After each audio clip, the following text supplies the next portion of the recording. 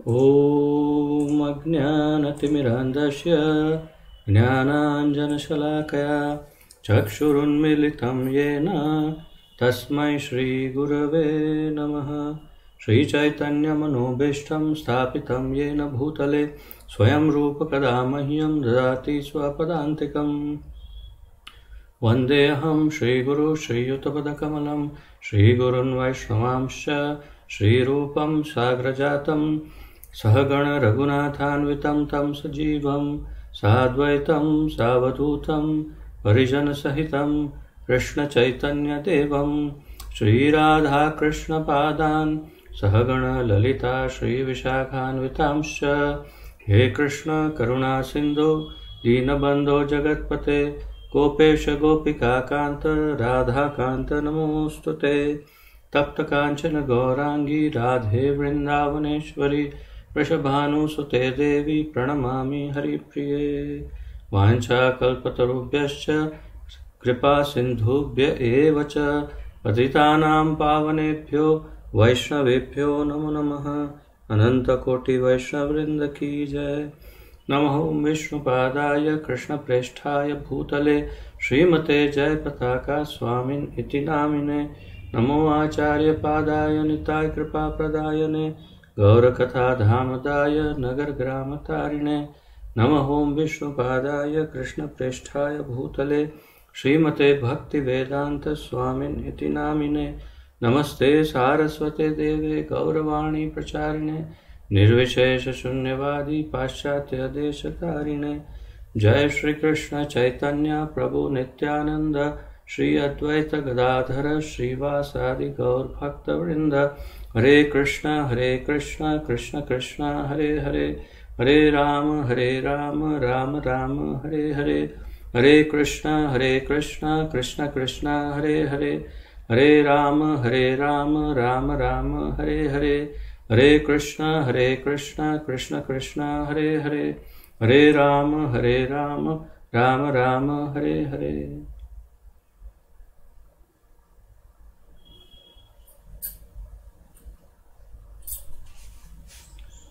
आप सबका बहुत बहुत स्वागत कर रहा हूँ इसके आज के इस अत्यंत महत्वपूर्ण कार्यक्रम में।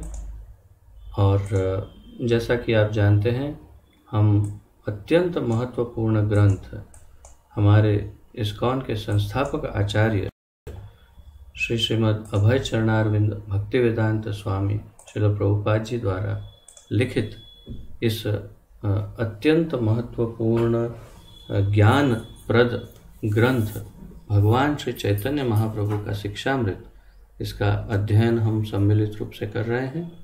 और जैसा कि आप जानते हैं, इसका संपूर्ण संकलन श्री चैतन्य चरितामृत से हुआ है। तो आइए जहाँ से कल विराम लिया था वहाँ से प्रारंभ करते हैं। परंतु आज प्रारंभ करने से पहले मैं कुछ विशेष बातें करना चाहता हूँ। तो आज हम इस क्लास को प्रारंभ करेंगे, उससे पूर्व कुछ महत्वपूर्ण बातें जिसकी चर्चा अत्यंत महत्वपूर्ण है वो करेंगे। वास्तव में जैसा कि आप जानते हैं, पिछले कई दिनों से हम श्रील प्रकाशानंद सरस्वती और श्री चैतन्य महाप्रभु के वार्तालाप की चर्चा कर रहे हैं। और मुख्य रूप से इसमें दो पार्टियां हमें नजर आ रही हैं। एक है वैष्णव पार्टी और एक है शिव भक्तों की पार्टी, ऐसा हमें प्रतीत हो सकता है।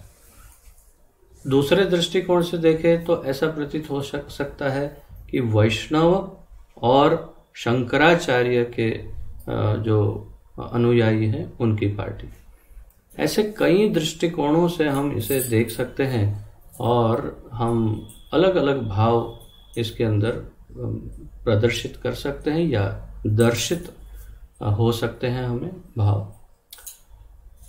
मूल रूप से मैं आपको ये बताना चाहता हूँ कि ये चर्चा मैं क्यों आरंभ कर रहा हूँ। ये इसलिए क्योंकि हम अब तक तो अपने मत को या अपने विचारों को हम अभी तक कभी कहीं प्रकट नहीं कर रहे हैं। मैं सिर्फ वही बोल रहा हूँ जो श्रील प्रभुपाद जी ने लिखा है, और श्रील प्रभुपाद जी वही लिख रहे हैं जो श्री चैतन्य चरितामृत में श्रील कृष्णदास कविराज गोस्वामी ने लिखा है। श्रील कृष्णदास कविराज गोस्वामी ने वही लिखा है जो उन्होंने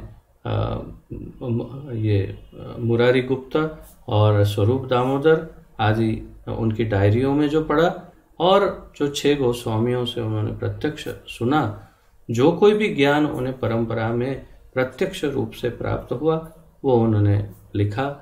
और स्वरूप दामोदर, मुरारी गुप्ता आदि ने जो कुछ भी लिखा वो लाइव डायरियाँ लिखी हैं। अर्थात लाइव डायरी का अर्थ है जो घटित हो रही है घटनाएं, उनको देख करके सीधा दर्ज किया है। अर्थात कि चैतन्य महाप्रभु के साथ रह करके जो कोई घटनाएं हुई वो सब उन्होंने डायरियों में दर्ज किया। तो अर्थात बिल्कुल शुद्ध ज्ञान, जो फर्स्ट हैंड नॉलेज, बिल्कुल परिवर्तित ना हो ऐसा शुद्ध ज्ञान चैतन्य महाप्रभु से लेकर स्वरूप दामोदर आदि से, कृष्णदास कविराज गोस्वामी से, प्रभुपाद से होकर हम तक आया और हम उसके केवल पढ़ रहे हैं।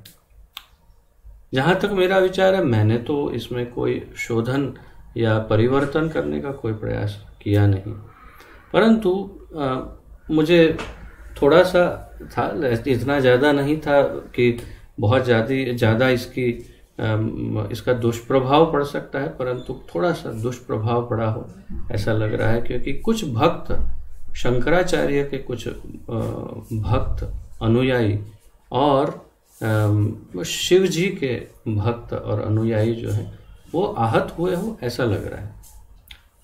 तो फिर मुझे ये विचार आया कि जो सत्य है उसे प्रकटित करना हमारा परम कर्तव्य है, क्योंकि अन्यथा एक द्वेष भाव या यूं कहिए कि गलत धारणा या गलत फहमी रह सकती है, प्रवर्तित हो सकती है, और जो हम नहीं चाहते।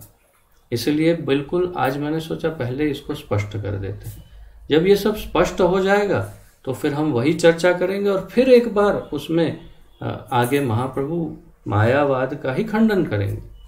परंतु पहले ये स्पष्ट हो जाए कि ये जो कुछ लोग ऐसे समझते हैं, सोचते हैं, YouTube में काफ़ी वीडियो बनाए हैं कि इस्कॉन शंकराचार्य के विरोधी कुछ बात करता है। तो मैं शुरुआत यहाँ से करता हूँ, श्रील प्रभुपाद से शुरुआत करता हूँ। अगर श्रील प्रभुपाद जी शंकराचार्य के विरोधी होते तो सबसे पहला प्रमाण और सबसे बड़ा प्रमाण ये है, श्रील प्रभुपाद जी की अपनी सबसे प्रिय ग्रंथ, अपना सबसे प्रिय ग्रंथ और इस विश्व का सबसे प्रचलित ग्रंथ श्रीमद् भगवत गीता यथारूप, उसकी भूमिका में श्रील प्रभुपाद जी ने श्री श्रीपाद शंकराचार्य के गीता महात्म्य के ऊपर ही पूरी टीका लिखी है। तो उन शंकराचार्य के भक्तों को हम सादर प्रणाम करते हुए उनसे विनम्र प्रार्थना करते हैं, इस बात को मत भूलिए। आप जो कुछ भी बोले पहले ये सब सुन लीजिए। सबसे पहले प्रभुपाद जी ने क्यों श्रीपाद शंकराचार्य के महात्म्य को सबसे अधिक महत्व देकर उसी पर उन्होंने पूरी भूमिका का आधार रखा है, क्यों एक एक उनके जो महात्म्य का एक एक श्लोक है गीता महात्म्य, उस पर क्यों उन्होंने इतना बड़ा विवरण दिया है। तो इससे बहुत स्पष्ट हो जाता है कि हमारे श्रील प्रभुपाद जी शंकराचार्य को बहुत मानते हैं, और हम भी सब इस्कॉन में जितने हैं हम सब शंकराचार्य को बहुत मानते हैं। दो कारण। एक कारण, शंकराचार्य के भाष्य का अनर्थ व्याप्त हो गया है, अर्थात कि उनके भाष्य का जो वास्तविक मूलार्थ है, कल हमने पढ़ा था, आपको स्मरण होगा महाप्रभु ने कहा कि इस कलयुग के लोगों में इतनी अब बुद्धि नहीं कि उनके गूढ़ अर्थ को समझ सके। और वही हुआ है कि श्रीपाद शंकराचार्य के मूल अर्थ को नहीं समझने के कारण दुष्प्रचार हो गया। एक बात। दूसरी बात, शंकराचार्य स्वयं भगवान शिव जी के अवतार हैं, और भगवान शिव से तो हमारा कितना गहरा नाता है वैष्णवों का। वैष्णवा नाम यथा शंभु, और कल हमने पढ़ा था महाजनों में उनका नाम है। इसके अलावा हमने ब्रह्म संहिता में अध्ययन किया कि भगवान के विभिन्नांश रूपों में और भगवान के स्वांश रूपों में कहाँ कहाँ शिव तत्व का क्या रोल है, वो सब भी हमने ब्रह्म संहिता में देखा। सदाशिव मूल तत्व है, मूल तत्व और नारायण तत्व में क्या उनका संबंध है, वो सब ब्रह्म संहिता में ब्रह्मा जी ने स्वयं लिखा है। सदाशिव से फिर शंभो, और शंभो से फिर शिव जी, शंकर भगवान जिसे कहते हैं, रुद्र शिव जी, वो शिव जी उनके तीसरे विस्तार हैं। और ये सब हम अच्छी तरह से जानते हैं, और इसलिए हम सब इन सब को बहुत मानते हैं। उतना ही नहीं, हमारे इस्कॉन में हमेशा शिवरात्रि का उत्सव मनाया जाता है। शिवरात्रि के दिन उपवास रखा जाता है। मायापुर में तो बहुत बड़ा फेस्टिवल होता है हमारे राजापुर मंदिर में, जहाँ पर बहुत ही विशाल उत्सव, और कई भक्तों पूरे गांव के गांव वहाँ प्रसाद प्राप्त करने आते हैं। शिवरात्रि के दिन बहुत बड़ा अभिषेक होता है, और हमारे सब सन्यासी वहाँ पर अभिषेक करने जाते हैं महादेव का। तो हम तो सब शिव भक्त हैं, उसमें कोई दो राय नहीं है, परंतु एक देवता के रूप में नहीं, एक वैष्णव के रूप में हम उनके भक्त हैं, और हम उसी प्रकार उनको फॉलो करते हैं। अब बात फिर से शंकराचार्य की, तो जहाँ जहाँ प्रभुपाद जी को आवश्यक लगा है वहाँ वहाँ उन्होंने शंकराचार्य के जो भी कृष्ण की स्तुतियाँ जो भी है श्रीपाद शंकराचार्य की, उनका अवश्य उल्लेख किया है। उनके आप अगर प्रभुपाद जी को ठीक से पढ़ें और सुने तो ये हो सकता है कि आपने अगर कभी शंकराचार्य का नाम नहीं सुना हो तो भी आप शंकराचार्य जी को बहुत आदर करने लगेंगे, क्योंकि इतनी बार शंकराचार्य जी का उल्लेख है। तो आप लोगों को जो ब्रह्म हुआ वो ब्रह्म क्यों हुआ? ब्रह्म यूं हुआ कि चैतन्य महाप्रभु ने मायावाद का खंडन किया। अब चैतन्य महाप्रभु कौन है? स्वयं कृष्ण है। और क्या ये संभव है कि कृष्ण में और शिवजी में दुश्मनी हो? बहुत बड़ा जोक है ये, बहुत बड़ा चुटकुला, क्या कहते हैं, मजाक हो जाएगा। तो ये तो असंभव ही है कि भगवान कृष्ण में और शिवजी में कोई वैर हो, कंपटीशन हो। तो महाप्रभु जैसे कल हम पढ़ रहे थे, तो वास्तव में ये पूरा प्री प्लान था। सबसे पहले भगवान ने बुद्ध अवतार में प्रकट हुए, भगवान स्वयं, और निर्विशेषवाद, शून्यवाद का प्रचार किया। फिर शिव जी को भेजा, अब आप जाके इस शून्यवाद का खंडन करिए और फिर मायावाद का प्रचार करिए, और फिर मैं आके मायावाद का खंडन करूंगा और कृष्ण भक्ति का प्रवर्तन करूंगा। तो पहली जरूरत कब पड़ी? जब कलयुग में हमारे वेदों में देखिए पशु बलि का प्रावधान है। कहाँ कौन से यज्ञ में पशु बलि देनी, वो सब प्रावधान हमारे वेदों में है। अब क्या हुआ था कि द्वापर के अंत में, कलयुग की शुरुआत में ऐसा समय आ गया था कि शुद्ध ब्राह्मण, क्योंकि ये तो शास्त्र आज्ञा है, भगवद आज्ञा थी कि कलयुग में दूषित होना ही था, तो ब्राह्मण दूषित हुए थे और शुद्ध वेद मंत्र पाठ आदि भूल गए, और जो पशु बलि का मूल हेतु था वो हेतु भी खंडित हो गया। और यहाँ तक हो गया कि पशु बलि दे के प्रसाद के नाम पे मांसाहार करने की आदत बहुत सारे क्षत्रियों को पड़ गई, और धीरे धीरे क्षत्रियों से अन्य समाज में भी ये फैलने लगा। ये सब प्रभुपाद जी बड़े विस्तार से समझाते हैं।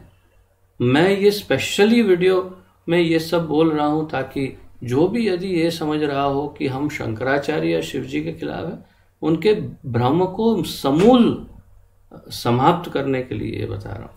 तो फिर भगवान ने देखा कि अब पशु बलि को रोकने का एकमात्र मार्ग है, सारे समाज को, पूरे भारतवर्ष, पूरी पृथ्वी को वेदों से विमुख किया जाए, क्योंकि पशु बलि का आधार तो वेद है, और वेदों से विमुख करेंगे तो ही ये पशु बलि से विमुख होंगे। और बुद्ध ने, भगवान श्री बुद्ध ने आकर के अहिंसा का प्रवर्तन किया और वेदों का खंडन किया। तो और हमारे महाप्रभु कहते भी हैं कि वेद ना मानिया बुद्ध हैले नास्तिक। तो भगवान बुद्ध को भी नास्तिक कहा, और स्वयं श्री चैतन्य महाप्रभु ने अपने ही रूप बुद्ध के ज्ञान का संपूर्ण खंडन कर दिया। ऐसा नहीं है कि केवल शंकराचार्य के ज्ञान का मायावाद, उन्होंने अपने ही दिए हुए ज्ञान का स्वयं खंडन कर दिया और कहा कि शून्यवाद बहुत भयानक है। अच्छा, तो फिर क्या हुआ कि बुद्ध ने आके सबको विमुख किया वेदों से और कहा कि अहिंसा परमो धर्म। अब आप लोग सब मांसाहार, पशु बलि, पशुवध, शिकार करना, ये सब छोड़ दीजिए। सब ने छोड़ दिया और सब इस तरफ आ गए। फिर भगवान ने शिव जी से कहा कि अब ऐसा है कि बिना वेद के तो सामान्य धर्म, अर्थ, काम, मोक्ष ये तो चलेगा नहीं। पंचम पुरुषार्थ सबको मिलता नहीं, भगवत प्रेम, तो फिर क्या करें? तो स्वाभाविक है वेदों को प्रस्थापित करना होगा। तो अब आप जाइए और वेदों का पुनः स्थापन करिए, लेकिन मायावाद के साथ, ताकि जो लोग द्वेषी हैं भगवान के वो सब भ्रमित हो जाएं, जैसा हम कल पढ़ रहे थे कि भ्रमित करने के लिए। और फिर क्या होगा उसके बाद? मैं आकर के उनमें से जो शुद्ध हृदय हैं उन सबको खींच के मैं भगवत प्रेम के सागर में डुबो दूंगा। तो ये पूरा प्री प्लान था। ये सब शास्त्रों में सब कुछ स्पष्ट वर्णन है, हमारे आचार्यों ने लिखा है। जो कुछ मैंने पढ़ा है अब तक, जो सुना, वही आपके सामने प्रस्तुत किया। इसलिए इसमें कहीं भी न शंकराचार्य जी से द्वेष का प्रश्न है और न शिव जी से, बल्कि मैं आपको हमारे जो ये ठाकुर जी का श्री मंदिर है, इस श्री मंदिर में हमारे बहुत सुंदर सुंदर शिवलिंग जी और नर्मदा शिला जी, अर्थात मूल शिव जी का जो स्वरूप है, उन्हें हमें यहाँ पर उनका स्थानक है। और हमारे गुरुवर्ग को, गुरुवर्य जो भी हमारे गुरुजन हैं, उनके आदेश अनुसार, उनके सम्मति के साथ हमने उन्हें यहाँ स्थान दिया है। अगर हमारे मंदिर में शिव जी हैं तो फिर शिव जी के द्वेष का तो प्रश्न ही नहीं, तो वो तो यहीं पर चैप्टर क्लोज हो गया, अर्थात हम शिव जी के भक्त हैं। और दूसरी बात रही शंकराचार्य की, तो मैंने आपको जैसे कहा, भगवान ने अपने ही प्लान के अनुसार दोनों ने मिलकर के ये किया। शिव जी ने अपने श्रीमुख से कहा और वो हमने पढ़ा जो शास्त्रों में है। और यदि आपको डाउट है इन वाक्यों पे, तो आप स्वयं उन शास्त्रों को खोल के फिर पढ़िए कि उसमें वास्तव में ऐसा लिखा है या ये सब झूठ मूठ की बातें, वो आप चेक कर सकते हैं। हमें हमारे आचार्यों पर विश्वास है, उन्होंने जो कहा वही सत्य है और हमने वही कहा। दूसरी बात, प्रभुपाद जी स्वयं शंकराचार्य जी के महात्म्य को सबसे प्रमुख भगवद गीता के शुरुआत में ही उसका बहुत बृहद वर्णन कर रहे हैं, तो फिर किसी का भी श्री शंकराचार्य जी के द्वेष का कारण नहीं। और मेरी निजी बात करूं तो मेरे बाल्यकाल में मेरा आध्यात्मिक प्रशिक्षण मैंने शंकर संप्रदाय से प्राप्त किया। शंकर संप्रदाय मैं अधिक जानकारी जानबूझकर नहीं दूंगा, क्योंकि नहीं तो अन्यथा शायद भावनाओं को कभी ठेस पहुंच सकती किसी को। परंतु बहुत ही शुद्ध शंकर संप्रदाय में ही मेरे बाल्यकाल का सब प्रशिक्षण हुआ। कैसे मंत्रों का उच्चारण होता है, कैसे स्तुतियां बोली जाती है, और कितने स्तोत्र, कितने मंत्र, क्या क्या हमने सीखा नहीं। तो क्या मैं इतना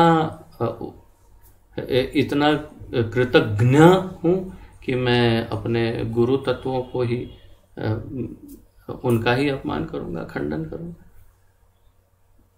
अर्थात कि जो कोई लोग ऐसा समझते हैं कि हम इस्कॉन वाले शंकराचार्य जी का अपमान करते हैं या शिव जी का अपमान करते हैं, तो सार रूप में कह दूं तो आप लोग अत्यंत भ्रमित हैं, अति अति अति अति अत्यंत भ्रमित।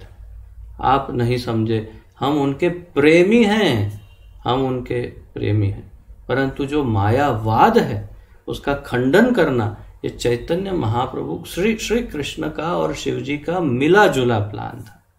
और वो हमने कल पढ़ा कि शिव जी ने स्वयं इस बात की पुष्टि की कि मेरे इस मायावाद का फिर खंडन करेंगे भगवान, और मैं ये मायावाद का प्रवर्तन करूंगा लोगों को भ्रमित करने के लिए।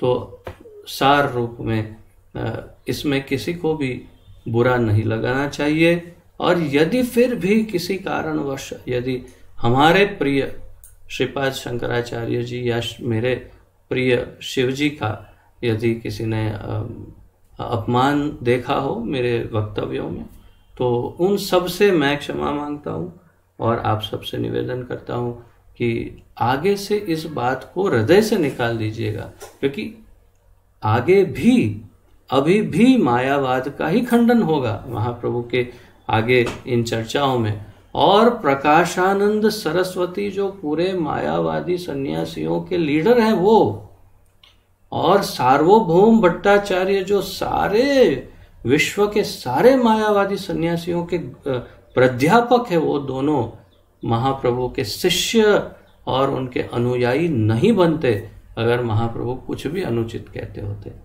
और ये एक और बात कह दूं, आप में जितना ज्ञान है उससे 10,000 गुना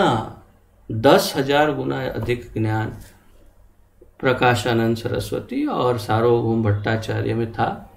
और फिर भी यदि वे महाप्रभु के अनुयायी बन गए तो या तो फिर वे धूर्त और मूर्ख हैं, और या तो फिर आप समझे नहीं हैं। तो आप थोड़ा समझने का प्रयास करिए कि ये लीला है, और ये लीला में कहीं द्वेष नहीं है, ये प्रेम की लीला है, और ये प्लान है इस प्रकार का। तो इसे एक प्लान की तरह है, स्पोर्टिवली जैसे अंग्रेजी में कहते हैं, बहुत ही पॉजिटिवली इसे स्वीकार करिए और अपमानित मत महसूस होइए। यही मेरा आपसे निवेदन है। अब आज का विषय प्रारंभ करते हैं। ये बहुत ज़रूरी था कहना, क्योंकि मैं नहीं चाहता किसी भी शिव भक्त या शंकराचार्य भक्त को कोई भी दुख पहुंचे, इसलिए मैंने आज इसकी स्पष्टता की है। तो आइए अब जहां से कल विराम लिया था आगे बढ़ते हैं। और कल हमने 19वां अध्याय समाप्त किया, आज 20वें अध्याय की चर्चा प्रारंभ होगी।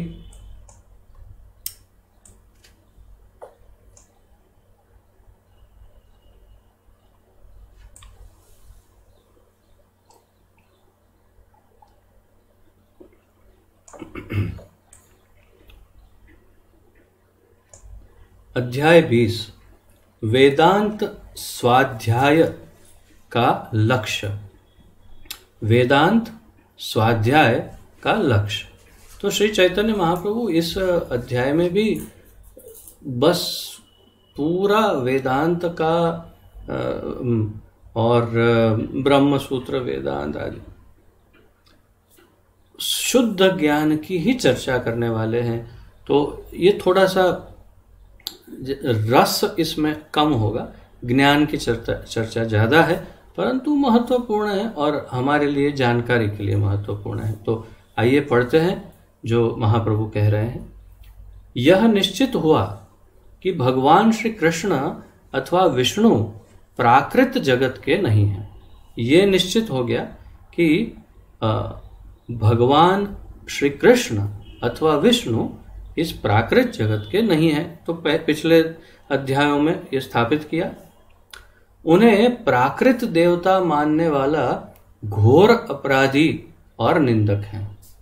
अगर कोई ये समझता है कि जैसे अन्य देवी देवता हैं उसी प्रकार एक सामान्य या अति सामान्य नहीं तो असामान्य ही सही, परंतु एक देवता है नारायण या कृष्ण या विष्णु, तो ये अपराध है। तो मानने वाला घोर अपराधी और निंदक कहा जाता है। विष्णु प्राकृत इंद्रियों के गोचर नहीं है। प्राकृत इंद्रियों के गोचर, हमारी इंद्रियां प्राकृत है और इस शरीर को धारण करने वाले को प्राकृत इंद्रियों का गोचर कहते हैं, तो नहीं है। और ना ही मनोधर्म के द्वारा उनकी प्राप्ति हो सकती है। और यदि कोई ये सोचे कि मैं कृष्ण का भक्त हूँ, विष्णु का भक्त हूँ, नारायण का भक्त हूँ, क्या मैं अपने तरीके से करता हूँ। मैं आज आप किसी को भी बाहर जाके कहीं किसी को भी पूछिए भक्ति के बारे में कुछ बताए तो नहीं, हम करते हैं ना, हम सब भक्त हैं। भक्त हैं, अच्छा हाँ, क्या करते हैं भाई? हमारे घर में मंदिर है, हम रोज अगरबत्ती लगाते हैं। बहुत बढ़िया। तो कैसे लगाते हैं?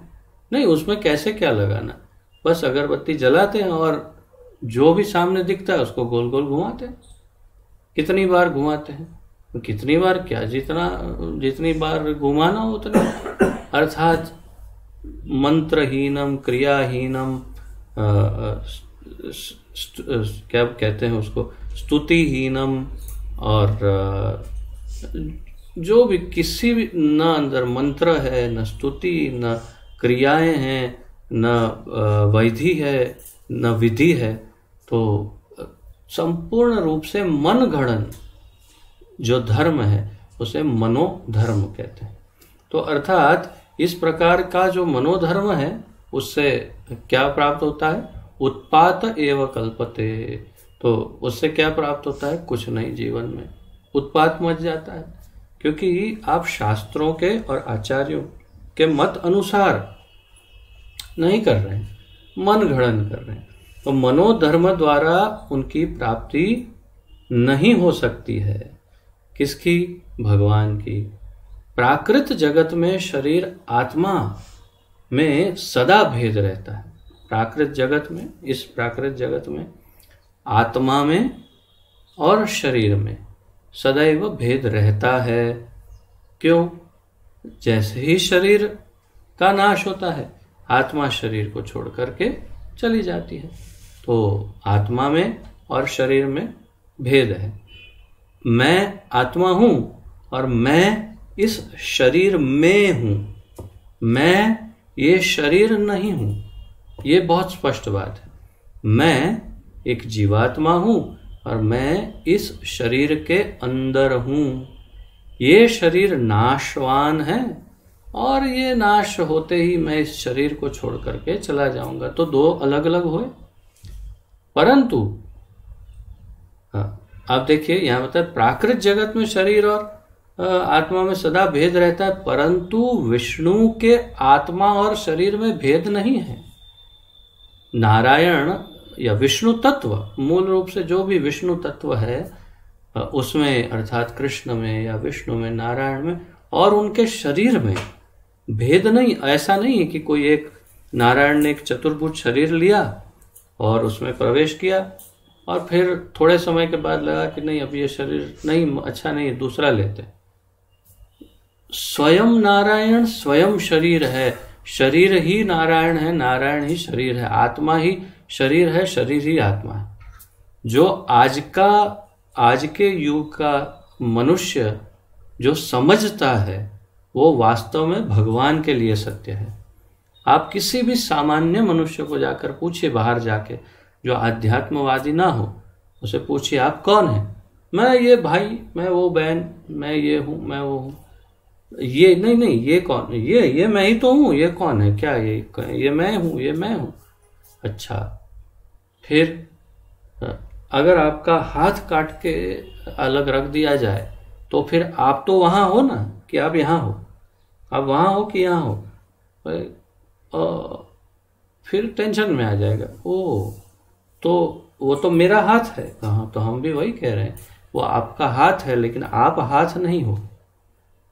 तो आप शरीर भी नहीं हो, परंतु सामान्य मनुष्य जैसे समझता है कि मैं ही शरीर हूं, वैसे वास्तव में ये सत्य भगवान के लिए है कि भगवान और उनका शरीर दोनों एक ही तत्व है।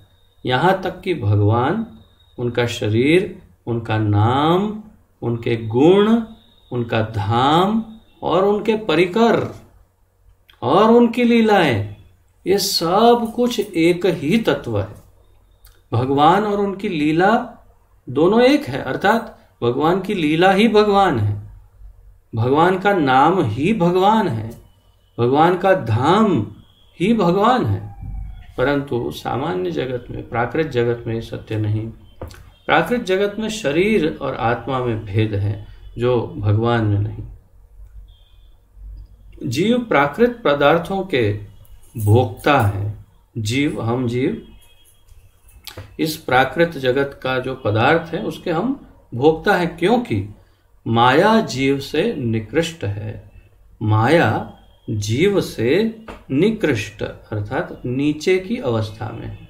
तो ये तो हम कई बार इसकी चर्चा हम भक्ति वृक्ष में और ब्रह्म संहिता में, उपदेशामृत में, इसमें हर जगह पर, ईशोपनिषद, सब जगह पर हमने इसकी चर्चा की है कि भगवान की अंतरंगा शक्ति, तटस्था शक्ति और बहिरंगा शक्ति।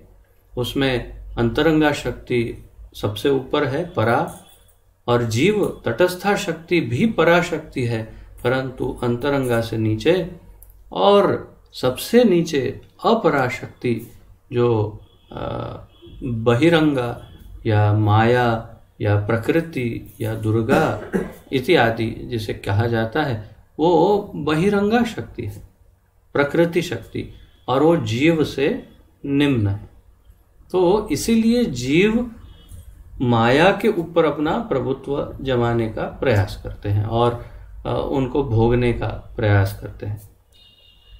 परा प्रकृति के अंश जीव जड़ भौतिक प्रकृति का उपभोग करते हैं। परा प्रकृति के अंश जीव, परा प्रकृति अर्थात श्रीमती राधा रानी या अंतरंगा शक्ति, आह्लादिनी शक्ति, आह्लादिनी शक्ति, तो भगवान की अंतरंगा योग माया शक्ति, तो उसके अंश जीव जड़ भौतिक प्रकृति का उपभोग करते हैं। हम इस प्रकृति का उपभोग करते हैं। भगवान विष्णु पूर्णतः माया से परे हैं, इसीलिए वे जीव के सामान्य, क्षमा करें, इसीलिए वे जीव के समान माया का उपभोग नहीं करते।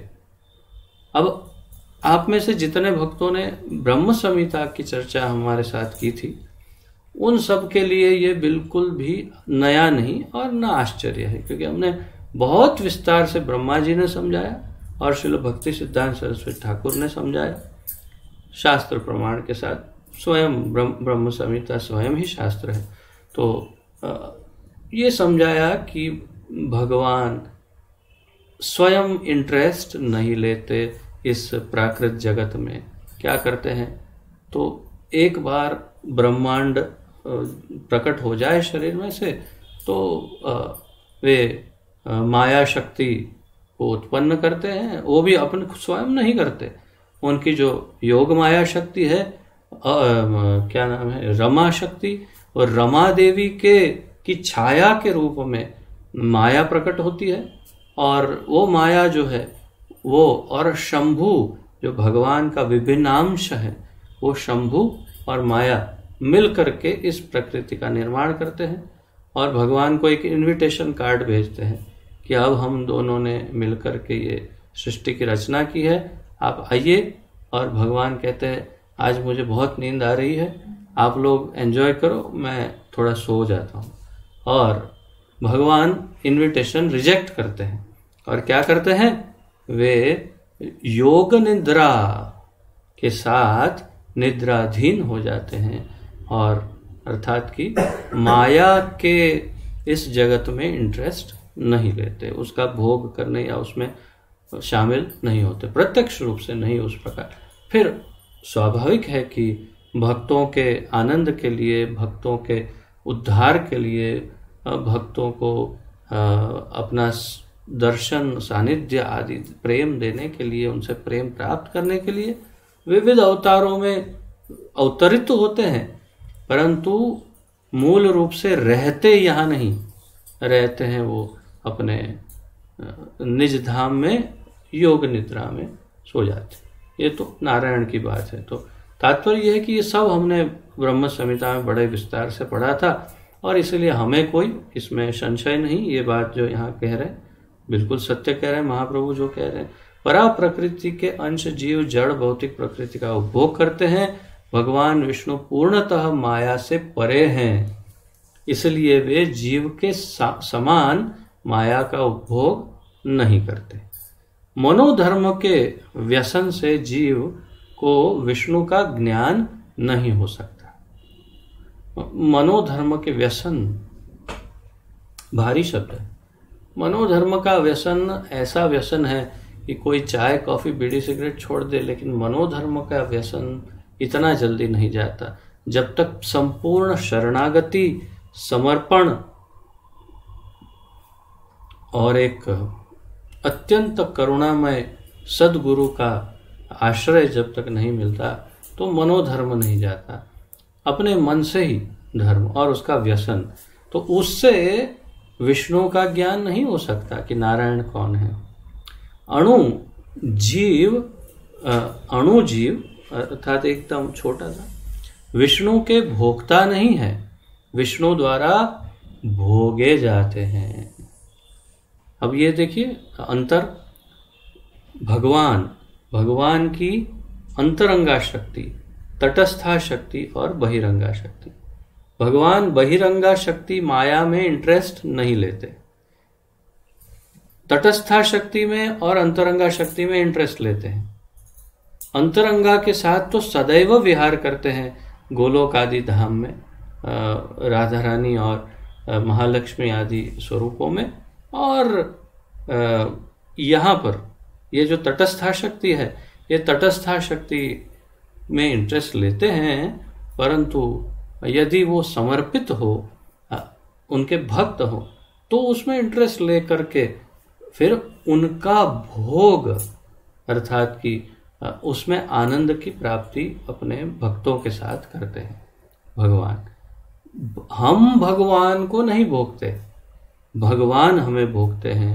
अणु जीव विष्णु के भोगता नहीं, विष्णु द्वारा भोगे जाते हैं। तो इस बात को स्पष्ट समझिए कि हम जीवेर स्वरूप है कृष्णेर नित्यदास। क्यों हम कृष्ण के नित्यदास हैं? क्योंकि हम उनके द्वारा भोगे जाते हैं और हम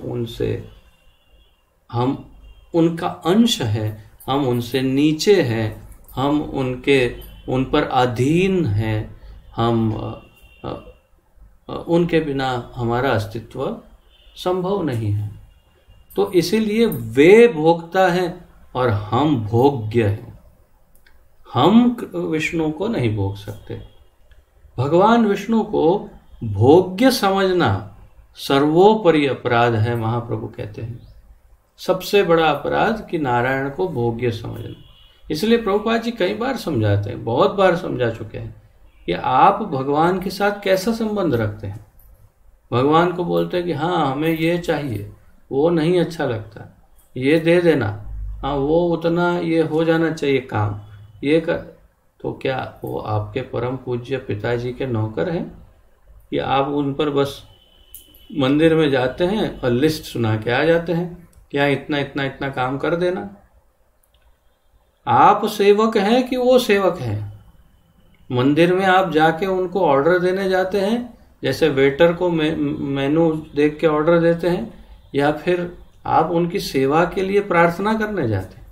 तो वास्तव में हमें ठाकुर जी को प्रार्थना ये करनी चाहिए कि कृपया आप मुझे अपनी सेवा में स्वीकार करिए, जैसा कि हरे कृष्ण महामंत्र में उद्गार है कि हे राधा रानी, कृपया आप मुझे मेरे पूज्य, मेरे प्रिय पिताजी, मेरे आराध्य भगवान कृष्ण की सेवा में और अपनी सेवा में स्वीकार करिए। हे ठाकुर जी, मुझे आप अपनी सेवा में, निज सेवा में स्वीकार करिए। ये इस बात का भाव हरे कृष्ण महामंत्र में है। तो ये प्राकृत, ये क्या कहते, स्वाभाविक है, ये स्वाभाविक है और ये सत्य है, ये ठीक है। परंतु यदि सामान्य जन क्या करते हैं, मंदिर में जाके लिस्ट, प्रभुपाद जी कहते हैं लिस्ट निकालते हैं, हाँ ये चाहिए, वो होना चाहिए, इधर नहीं हुआ, अरे वो रह गया, ये क्या हुआ? तो फिर वो आपके ऑर्डर सप्लायर नहीं है। प्रभुपाद जी कहते हैं, ये शब्द इस्तेमाल करते हैं, he is not your order supplier, कि आपने ऑर्डर दिया और वो सप्लाई करेंगे। वो आपके अमेजोन या फ्लिपकार्ट वाले ऑर्डर लेके आएंगे, ऐसा नहीं है। तो हम भोग्य हैं और वो भोक्ता हैं। वो हमें ऑर्डर देने चाहिए कि मेरी इतनी सेवा कर लो, और हमें करना चाहिए वास्तव में। तो दूसरे शब्दों में विष्णु और जीव को समान मानना भगवान के प्रति सबसे घोर अपराध है।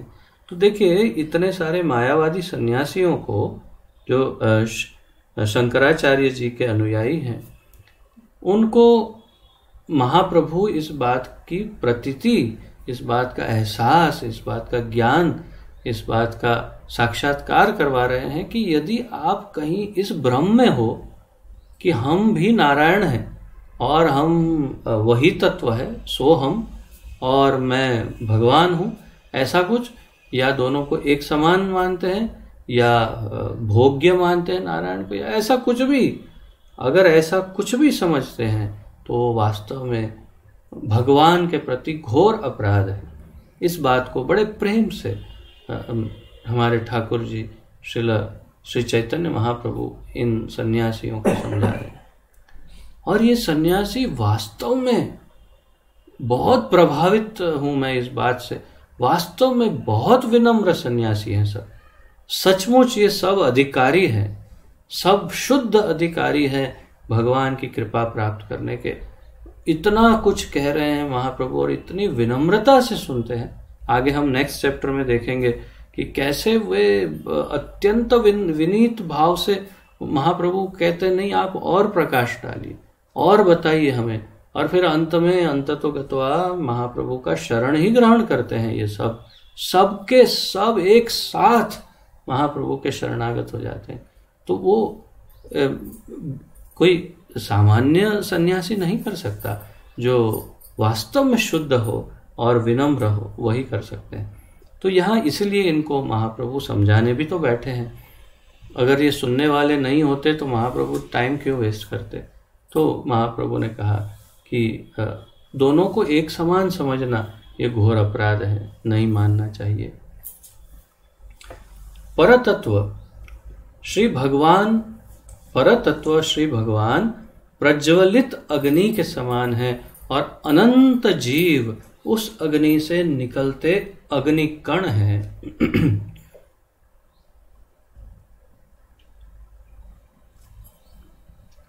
परतत्व भगवान को अग्नि बताया और हम सब जीवात्माओं को अग्नि के कण बताया। अग्नि शिखाएं या अग्नि कण, ये जो अग्नि में से निकलते अनंत कोटि अग्नि कण निकलते हैं।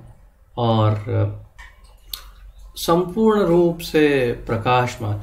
अब ये उदाहरण हमने कई बार देखा था कि अग्नि का कण जब तक अग्नि में है प्रज्वलित होता है और प्रकाशित होता है और अग्नि ही कहा जाता है वो एक प्रकार से, परंतु ज्यों ही वो अग्नि का कण अग्नि से अलग हो करके ऊपर उठता है तो वो बुझ जाता है।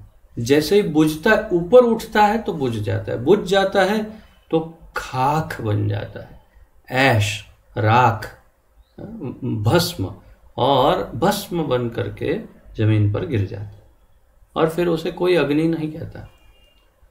इसी प्रकार यदि हम भगवान की सेवा में हैं, भगवान के सानिध्य में, उनकी सेवा में हैं, तो हम प्रकाशित आनंदित हैं। और यदि हम उनसे विमुख होकर इस धराधाम में पधार गए हैं तो हम दुखित हैं और पतित हैं और बूझे हुए हैं, खाक की तरह बूझे हुए हैं। और यही सत्य। तो यहाँ पर अग्नि कण के समान महाप्रभु हमें कह रहे हैं जीवात्माओं को। यद्यपि भगवान श्री कृष्ण तथा जीव तत्वतः अग्नि है, फिर भी दोनों में भेद है। तो ये अचिंत्य भेद अभेद तत्व महाप्रभु समझा रहे हैं कि श्री कृष्ण और जीव तत्व अग्नि है, दोनों तत्व एक है। सच्चिदानंद विग्रह, हम भी सच्चिदानंद है, भगवान भी सच्चिदानंद, दोनों का एक ही स्वरूप है, परंतु दोनों में बहुत भेद है। क्या भेद है? विष्णु अनंत हैं, जबकि अग्नि कण तुल्य जीव अणु है। तो वही उदाहरण, इतना बड़ा अग्नि प्रज्वलित हो रहा है, उसमें से एक एक कण का क्या गणना है? करोड़ों कोटि अग्नि कण होंगे उस अग्नि में, एक एक की क्या वैल्यू या गणना है? अगर एक आध दो चार कण इधर उधर हो जाए कोई फर्क नहीं पड़ेगा। वो कण अगर ये समझ ले कि हा मैं तो ये अग्नि हूं, तो उसकी मूर्खता ही है। परंतु उसका होना इसीलिए है क्योंकि अग्नि है। तो इसी प्रकार इसीलिए जीवों का आत्मस्वरूप भी प्रकृति से परे है। तो महाप्रभु कह रहे हैं कि ये अणु जीव अनंत आत्मा के अंश हैं। ये अणु जीव अनंत आत्मा के अंश हैं, अनंत आत्मा के अंश। अनंत आत्मा का अर्थ है परमात्मा या भगवान, उनके अंश हैं। इसलिए जीवों का आत्मस्वरूप भी प्रकृति से परे है। तो हम भी सच्चिदानंद के एक अंश हैं, इसलिए हम प्रकृति से ऊपर हैं, पर हम भगवान नहीं हो सकते। कोई संभावना नहीं, हम कण हैं, हम भगवान नहीं हो सकते, पर हम प्रकृति से ऊपर हैं क्योंकि हमारा तत्व अलग है। अन्य जगह पर, यहाँ पर नहीं बताया, अन्य जगह पर हमने ये भी पढ़ा था एक बार कि हम प्रकृति से ऊपर हैं, उससे श्रेष्ठ हैं, प्रकृति हमसे निकृष्ट अवस्था में है, परंतु प्रकृति बहुत बड़ी और विशाल शक्ति है और हम हमारे बहुत क्या कहते हैं अल्प मात्रा होने के कारण, छोटा सा कद होने के कारण हम उस शक्ति के सामने नहीं टिक पाते और वो माया शक्ति हम पर हावी हो जाती है और हम माया के अधीन हो जाते हैं क्योंकि हम बहुत छोटे, क्षुद्र, तुच्छ है एकदम। इसीलिए हम भले हम सच्चिदानंद है, परंतु फिर भी हम इतने तुच्छ हैं, छोटे हैं, क्षुद्र हैं कि माया हम पर हावी हो जाती है। अन्य जगह पर हमने पढ़ा था इन्हीं चर्चाओं में कहीं ना कहीं। तो ये भी एक कारण है कि हम माया के अधीन हो जाते हैं, भले हम माया से ऊपर हैं। आगे महाप्रभु कहते हैं, जीवात्मा मायातीत श्री नारायण अथवा विष्णु के तुल्य नहीं है। जीवात्मा माया अतीत, माया से ऊपर नारायण जो है या विष्णु, उनके तुल्य नहीं है जीवात्मा। स्वयं शंकराचार्य ने श्री नारायण को सृष्टि से परे स्वीकार किया है, महाप्रभु ने कहा, और ये सत्य है उनके भाष्य में। अब महाप्रभु से अधिक कौन जान सकता है शंकराचार्य ने क्या कहा है। स्वयं अंतर्यामी है और वो उनका ही अंश है शंकराचार्य, तो फिर अभेद है दोनों में। इसलिए उस दृष्टिकोण से तो वो जानते ही है कि क्या कहा है, और इसलिए कह रहे हैं कि नारायण उन्होंने स्वीकार किया है, श्री शंकराचार्य ने, कि नारायण को सृष्टि से परे उन्होंने स्वीकार किया है। जब विष्णु तथा जीव दोनों ही सृष्टि से परे हैं, विष्णु और जीव दोनों अगर सृष्टि से परे हैं, तब प्रश्न हो सकता है, तब ये प्रश्न होना चाहिए ना कि अब जीवात्माओं की उत्पत्ति ही क्यों हुई। भाई अगर दोनों प्रकृति से परे ही है, दोनों तत्व पराशक्ति, या कम से कम जीवात्मा पराशक्ति है, भगवान तो परा है ही, तो फिर ये जीवात्माओं की उत्पत्ति हुई क्यों, पहले उत्पन्न ही क्यों किए जीवात्माओं को। ये प्रश्न सबको होता ही है और होना ही चाहिए। हम भक्ति मार्ग में आते हैं तो ये प्रश्न अवश्य सबको होता है। पूछते हैं कि नहीं पूछते हैं अलग बात है, परंतु ये प्रश्न अवश्य होता है, होना ही चाहिए कि जीवात्माओं की उत्पत्ति क्यों हुई। अब आप सोचिए, मैं जलपान करता हूं।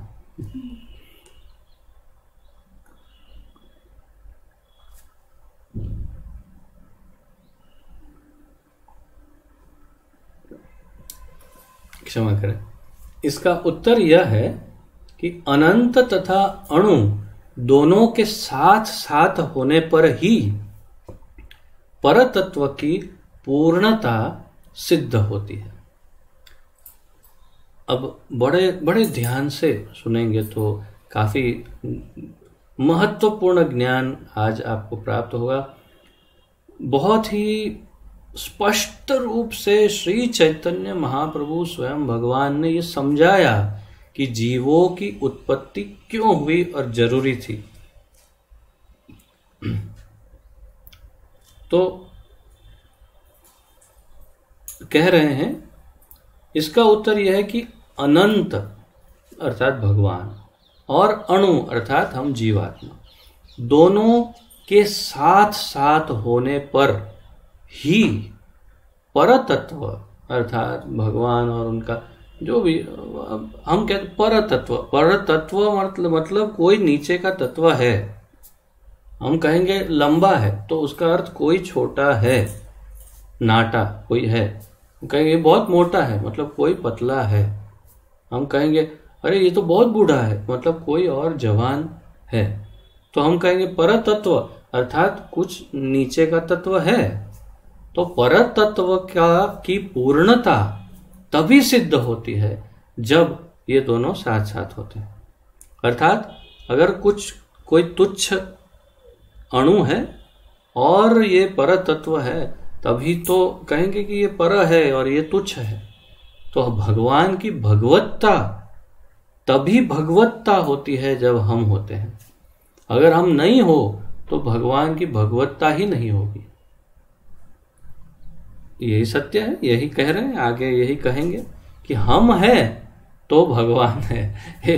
अर्थात तात्पर्य मेरा, मैं ये नहीं कह रहा हूं जो मैं कह रहा हूं, परंतु फिर भी वही कह रहा हूं कि हम हैं तो भगवान है। अर्थात हम जीवात्माओं के होने से ही वो परतत्व की पूर्णता सिद्ध होती है। कैसे? आगे बढ़ते हैं। यदि वे केवल अनंत हो और अणु ना हो तो उसकी पूर्णता बाधित होगी। महाप्रभु कह रहे हैं कि अगर वो भगवान ही भगवान हो और कोई जीवात्मा हो ही नहीं तो फिर उनकी पूर्णता ही अधूरी रह, मतलब वो फिर भगवान किस बात के। जब कोई भगवान कहने वाला ही नहीं तो भगवान कैसा? कोई उनको देखिए, अब आप उदाहरण कि भाई ये हमारे कंपनी के मालिक हैं अर्थात कोई नौकर है और एक बहुत बड़ी कंपनी है और उसमें एक ही व्यक्ति काम कर रहा है और आप कहो ये कंपनी का मालिक है, ठीक है मालिक है, ये कंपनी का नौकर है, ठीक है नौकर है, ये कंपनी का चपरासी है, ठीक है, ये मैनेजर है, कोई बात नहीं, ये टॉयलेट साफ करने वाला है, वो भी ठीक है। क्यों? एक ही तो आदमी है, फिर वो क्या उसमें, वो क्या मालिक, क्या चपरासी, क्या टॉयलेट साफ करने वाला, सब एक ही तो है, तो फिर क्या विशेष है? तो कुछ विशेष नहीं। और इसीलिए यदि अणु ना हो अर्थात जीवात्मा ना हो तो भगवान कैसे विशेष हो सकते हैं?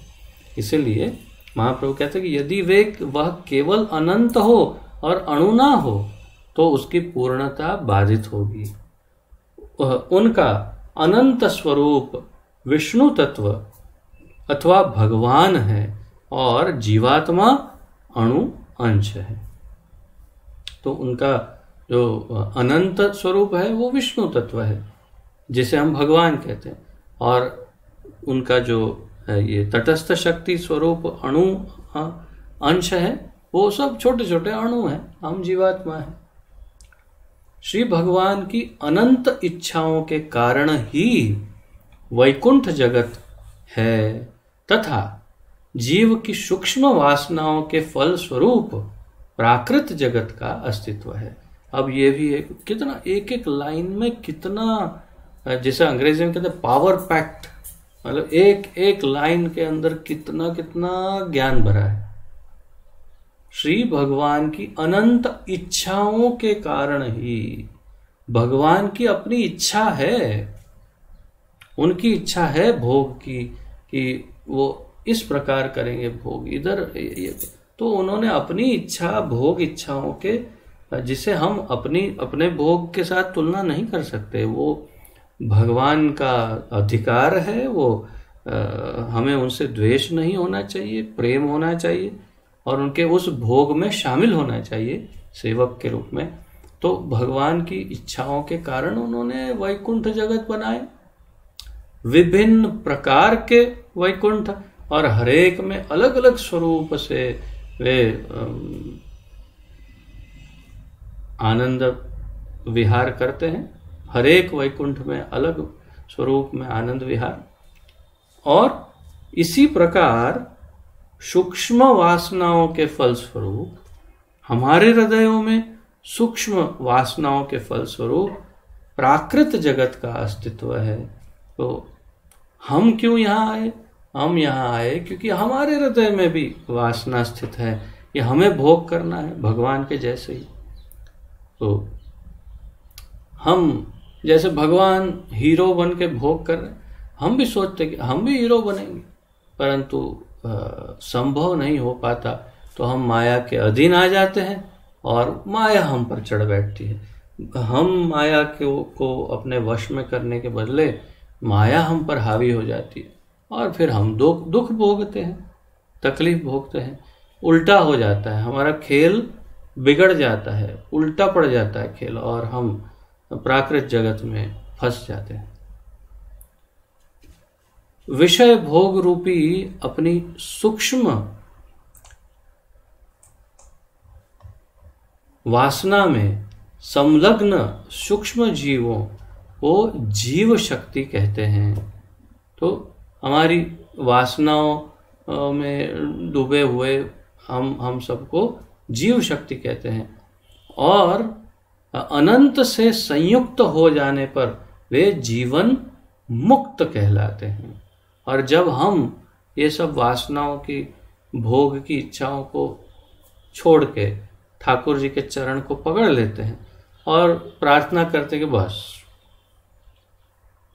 अब नहीं, अब बहुत हो गया, मैंने बहुत ट्राई किया, होता नहीं है, अभी नहीं, कई करोड़ों जन्मों में ट्राई कर लिया लेकिन नहीं हो रहा, और अब मैं आपके पास आना चाहता हूँ, आपकी सेवा करना चाहता हूँ। तो अनंत से संयुक्त हो जाने पर, भगवान की सेवा में लग जाने पर, भगवान से मिल जाने पर, मोक्ष टाइप नहीं, उनकी सेवा में सम्मिलित हो जाने पर जीवन मुक्त कहलाते हैं। ठाकुर जी की सेवा जब जैसे स्टार्ट करता है वो जीवन मुक्त हो जाता है और फिर उसे दोबारा जन्म नहीं लेना पड़ता। फिर माम उपेत्य तो कौन्तेय पुनर्जन्म न विद्यते, फिर मेरे पास आ जाता है और दूसरा जन्म नहीं लेता। अतः ये प्रश्न नहीं बनता कि श्री भगवान ने सूक्ष्मांश जीव क्यों बनाए, वे तो केवल परतत्व के पूरक हैं। महाप्रभु अब इस प्रश्न का ही खंडन कर रहे हैं। प्रश्न ही नहीं उठना चाहिए। क्यों? क्योंकि उसका समझा दिया और फिर से एक बार समझा रहे हैं। क्यों? अतः ये प्रश्न ही नहीं बनता कि श्री भगवान के सूक्ष्म अंश जीव क्यों बनाए, ये प्रश्न गलत है। तो क्यों? तो महाप्रभु कहते हैं वे तो केवल परतत्व के पूरक हैं, परतत्व के पूरक हैं। अर्थात भगवान को, भगवान की जो उपाधि या व्याख्या है उसमें उनकी सेवा करके उनको भगवत्ता प्रदान करने के लिए हम जीव पूरक के रूप में हैं। हम सब हैं तो भगवान का आनंद विहार हो रहा है और हम उनको सेवा प्रदान करते हैं। लेकिन एक बात ध्यान में दिला दूं कि अगर मान लो कि अगर हम नहीं हैं तो गलती से ये मत समझ लेना कि तो भगवान अधूरे हैं। ऐसे नहीं, भगवान तो आप्तकाम है। आप्तकाम अर्थात अपने अंदर ही संपूर्ण रूप से संतुष्ट है, उनको कोई भी नहीं चाहिए।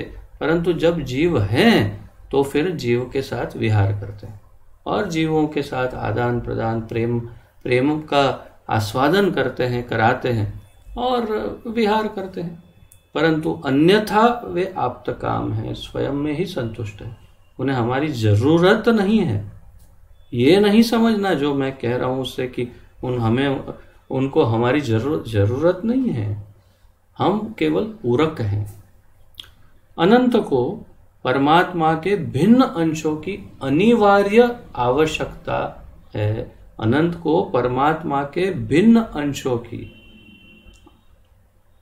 अनिवार्य आवश्यकता है। जीव परतत्व के अणु अंश हैं। इस कारण अनंत और अणु में भाव विनिमय होता है।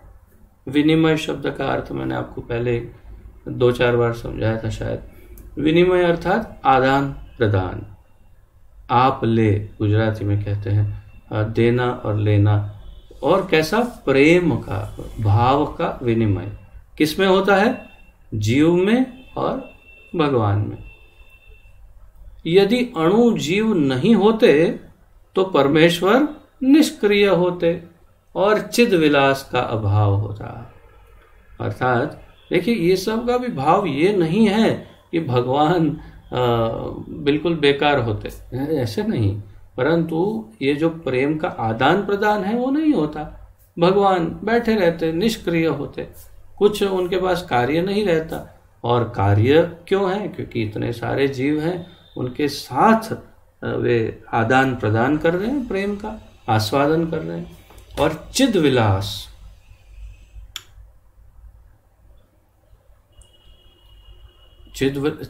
चिद शक्ति की व्याख्या हमने किसी चिद जगत, चिद आकाश, चित शक्ति विलास भी कहते हैं। इसे चित विलास या चित शक्ति विलास।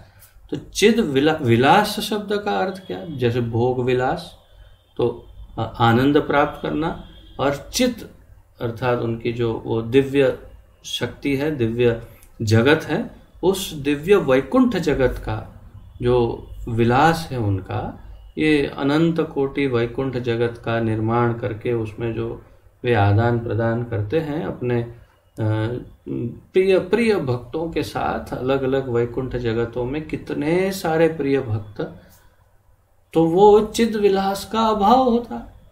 ये चिद विलास नहीं होता और निष्क्रिय होते, जो कभी नरसिंह वामन, कभी बलराम, कभी ये कभी वो बन के जो कर रहे हैं वो सब नहीं करते। महाप्रभु ये सब वर्णन कर रहे हैं स्वयं, जो स्वयं ही कृष्ण है। प्रजा के अभाव में शासक का कोई अर्थ नहीं रहता। महाप्रभु कह रहे हैं कि अगर मैंने जैसे अभी वो उदाहरण दिया था वो कंपनी के डायरेक्टर का, अरे डायरेक्टर है कंपनी का, कौन सी? वो जिसमें कोई काम ही नहीं कर रहा, तो फिर वो डायरेक्टर क्या, नौकर क्या, सब एक ही तो है। वैसे ही राजा कहाँ का राजा है? उस गांव का जहां पर एक भी प्रजा नहीं, कोई है ही नहीं। तो उस गांव का राजा क्या काम का? जहां प्रजा ही नहीं है। तो महाप्रभु ये उदाहरण दे रहे हैं, प्रजा के अभाव में शासक का कोई अर्थ नहीं रहता। अब वो राजा हुआ कि नौकर हुआ कि क्या हुआ, क्या फर्क पड़ता है, कोई है ही नहीं। इसी प्रकार अणु जीवों के बिना भगवत तत्व का कोई अर्थ नहीं, महाप्रभु कह रहे हैं। कोई बुलाने वाला होना चाहिए ना, ओ भगवान। तो कौन बुलाएगा जब कोई अणु, कोई जीव ही नहीं, तो भगवान कहकर भगवान को बुलाएगा कौन? तो वो भगवान नहीं रहेंगे, अर्थात तात्पर्य। तो आगे महाप्रभु कहते ईश्वर शब्द का क्या अर्थ, यदि ईश्वर शब्द का अर्थ क्या अर्थ, यदि कोई वश में रहने वाला ना हो। ईश्वर, ये तो ईश्वर अर्थ की जो कंट्रोलर, तो कंट्रोल में रहने वाला ही कोई नहीं, तो ईश्वर किस बात का? वही बात, डायरेक्टर या मालिक है किसका? किसी का नहीं, तो फिर डायरेक्टर कैसा, तो मालिक कैसा? कोई है ही नहीं जब तो फिर ईश्वर कैसा, अगर कोई उनके सेवक ही ना हो जिनको कंट्रोल करते हैं।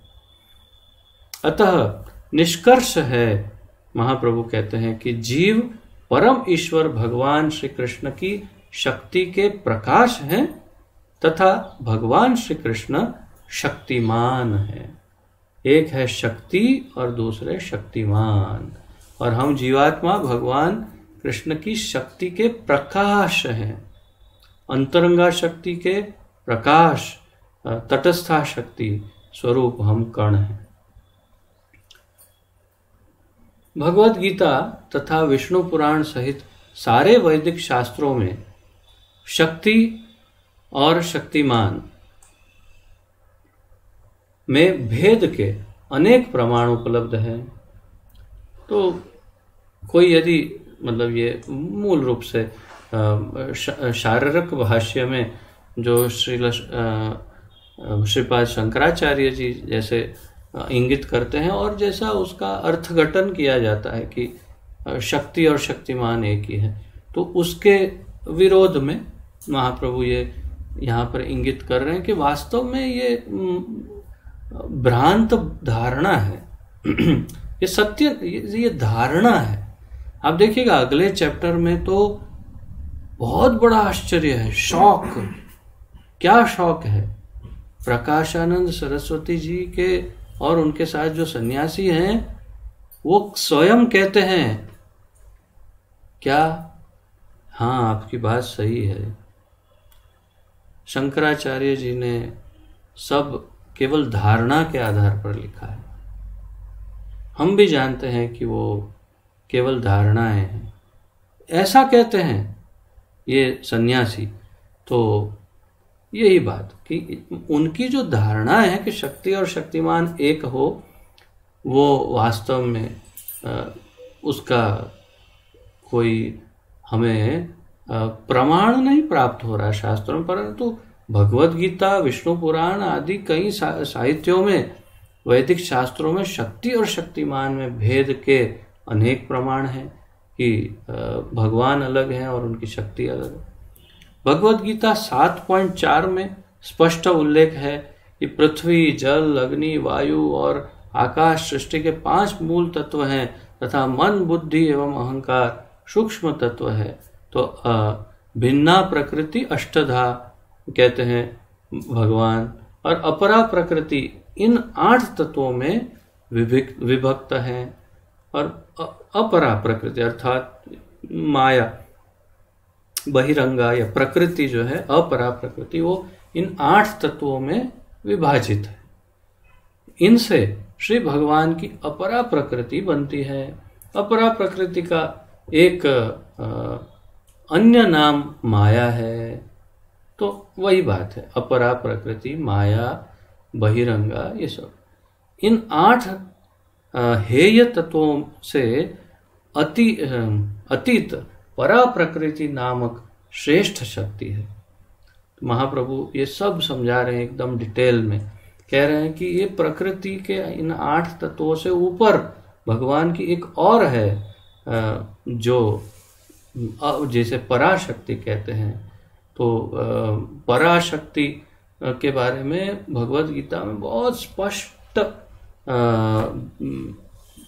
भगवान ने कहा। वो श्लोक मुझे अब एकदम से जबान पर नहीं आ रहे, कि जिसमें कह रहे हैं कि मेरी इससे भिन्न एक प्रकृति है और वो मेरी पराशक्ति है, भगवान जो कहते हैं। तो महाप्रभु कहते हैं वह परा प्रकृति प्राकृत जगत में विपुल संख्या में प्राप्त जीव है।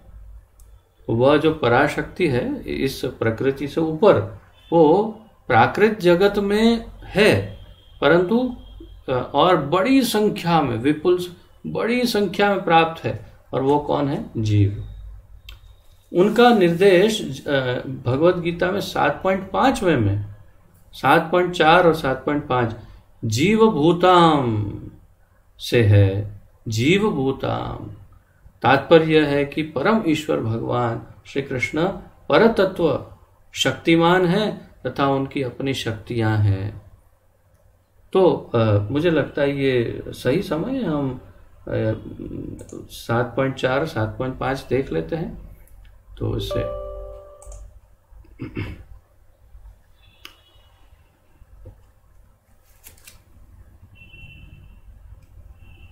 भगवद गीता में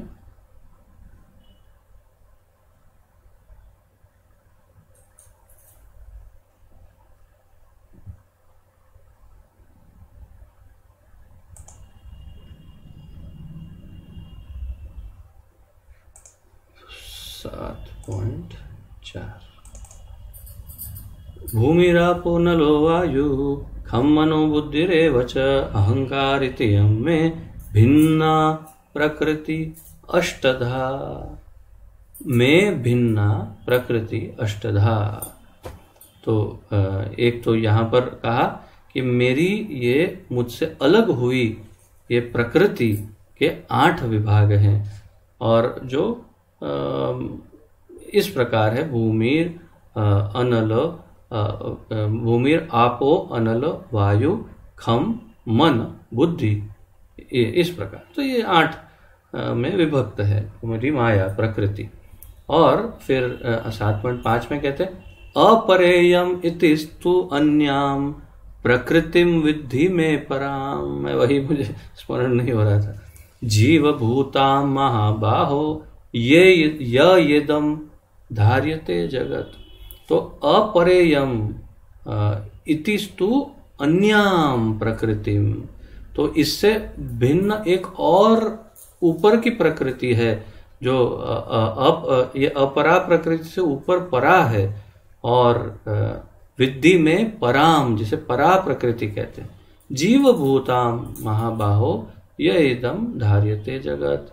तो वो इस जगत में जीव के रूप में विद्यमान है। यही जो अभी अभी हमने पढ़ा था अनुवाद में, महाप्रभु जो समझा रहे वही बात। तो तात्पर्य यह है कि परम ईश्वर भगवान श्री कृष्ण परतत्व शक्तिमान है तथा उनकी अपनी शक्तियां हैं। जब उनकी शक्ति का यथार्थ प्रकाश नहीं होता या किसी छाया से ढक जाता है तो उसे माया शक्ति कहते हैं। प्राकृत जगत की अभिव्यक्ति उस आच्छन्न क्षमा करें माया शक्ति का ही कार्य है।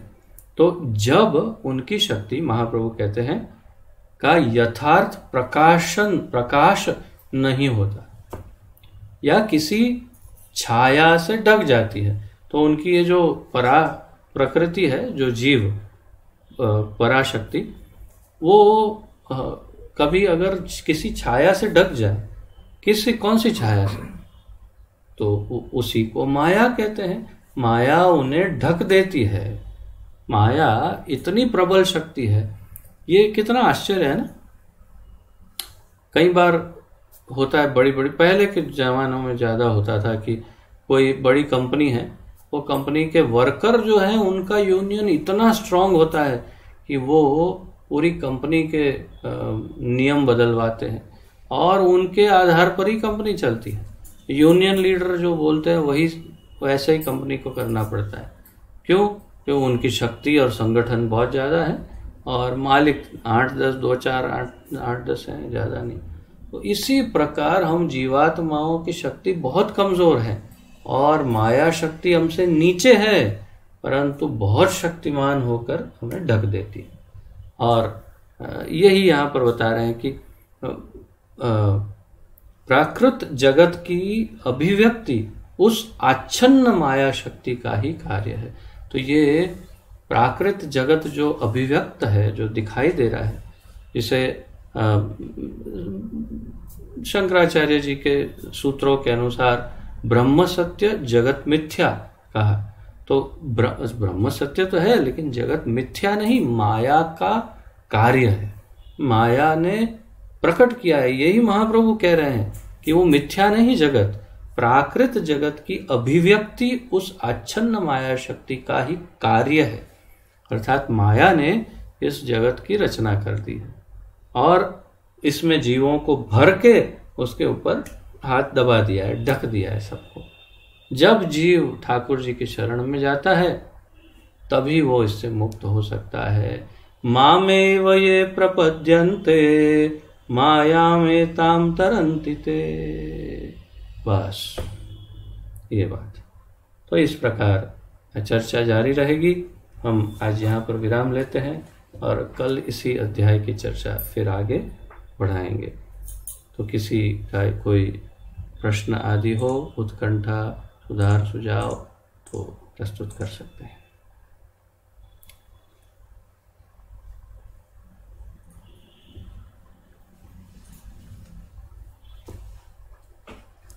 Any questions?